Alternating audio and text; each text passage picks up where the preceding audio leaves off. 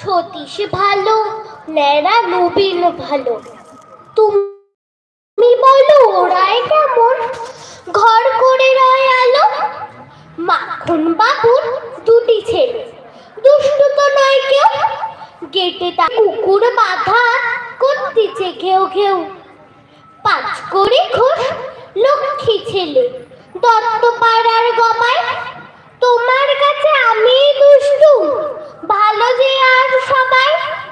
তোমার কথা আমি যেন শুনিনি কখনো। জামা কাপড় যেন আমার সাফ থাকে না কোনো। খেলা করতে বেলা করি, বৃষ্টিতে যাই ভিজে।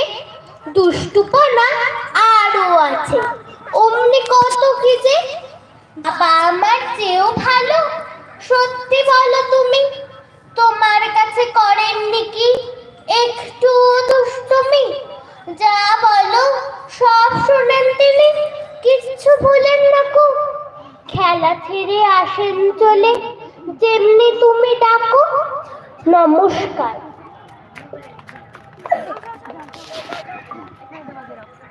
এবারে মঞ্চে আসবে সম্পদ ক্রমিক নং 25।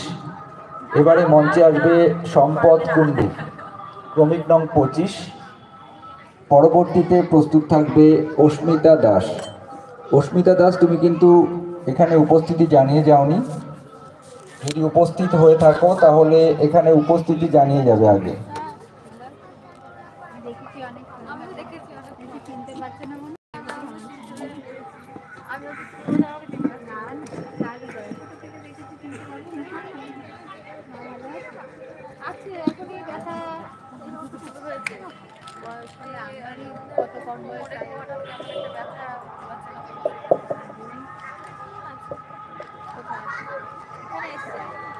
নমস্কার। বিশ্বকবি রবীন্দ্রনাথ ঠাকুরের লেখা কবিতা মনে পড়া। মাকে আমার পড়ে না মনে, শুধু কখন খেলতে গিয়ে হঠাৎ কারণে একটা কিশোর গুনগুনি কানে আমার বাজে। মায়ের কথা মিলাই যেন আমার খেলার মাঝে। মা বুঝি গান গাইতো আমার দোলনা ঠেলে ঠেলে।